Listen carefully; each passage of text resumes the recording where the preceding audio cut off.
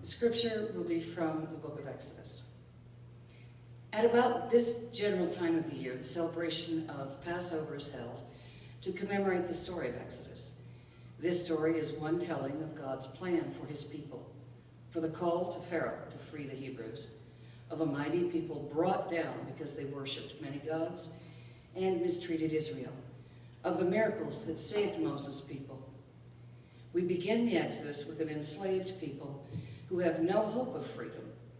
They believe in God, but weep and moan. Pharaoh sees how numerous the Hebrews have become and decides to murder all young Hebrew boys to keep them from threatening Egypt.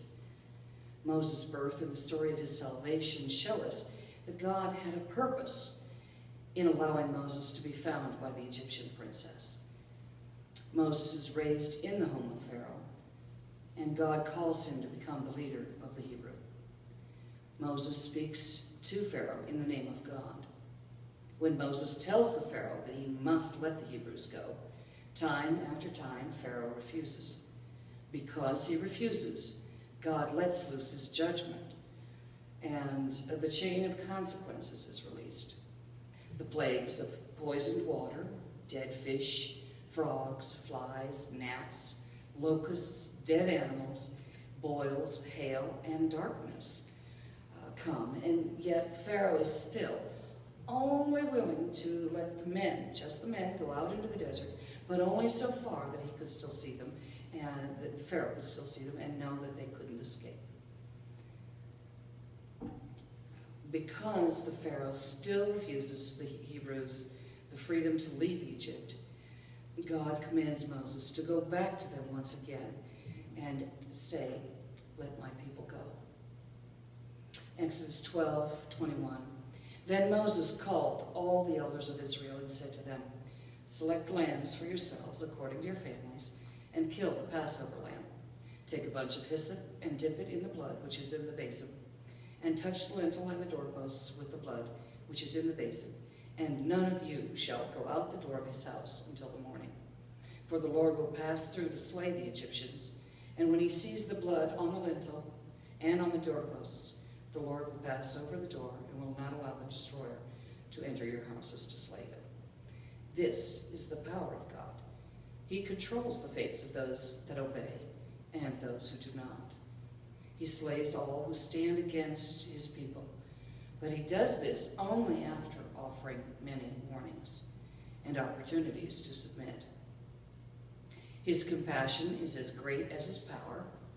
His love, too, is as great as his anger, because he did warn the Hebrews. He destroyed an entire generation of Egyptians at once, without effort. Had the Hebrews not listened, if they had turned a deaf ear, as the Egyptians did, they would have suffered in the same way. Their faith, the Hebrews' faith in God, their God, the one God, their willingness to honor his law was what saved them. For the Egyptians, the story was quite different. They would not believe. They had no faith, and they would not set aside their many gods. They would not follow God's commands. Their pride and self-assurance kept them from understanding. Exodus 12, verse 29. At midnight, the Lord smote all the firstborn in the land of Egypt, from the firstborn of Pharaoh, who sat on his throne, to the firstborn of the captive who was in the dungeon, and all the firstborn of the cattle. And Pharaoh rose up in the night, he and all his servants, and all the Egyptians, and there was a great cry in Egypt, for there was not a house where one was not dead. And he summoned Moses and Aaron by night and said, "Rise up, go forth from among my people, both you and the people of Israel, and go, serve the Lord, as you have said. Take your flocks and your herds, as you have said, and be gone, and bless me also." At long last, Pharaoh has been humbled. He submits ultimately to Moses' demands. He finally accepts that the Israelite God is all-powerful and can do all that has been said of him. He had to suffer greatly, losing an entire generation, suffering plagues and the loss of animals, wealth, and power in the face of a subject nation. Think about that. the slaves triumphed in the end.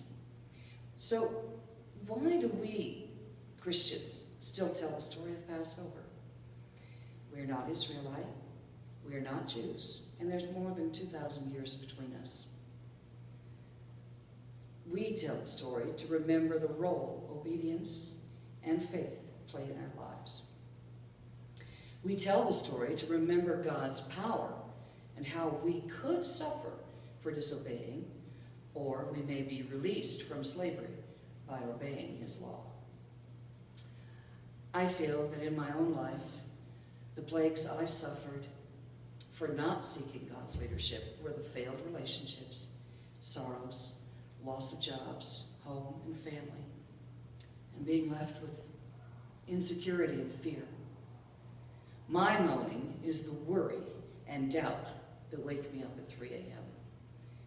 and with anticipated troubles and foolish plans to try and avoid some pain. My version of Pharaoh is the world of sensation, the world of what I can see and hear and touch. The evidence of the eyes and not the heart. They tell me to believe in the gods of money and power and possession, and this one has power over me and he's got more money so I can't and he can. The truth is, all those things pass on, as did Egypt's animals and plants. Our real bedrock is God's power and the strength to lift us up from bondage to things and people, to the freedom of simple obedience to the truth.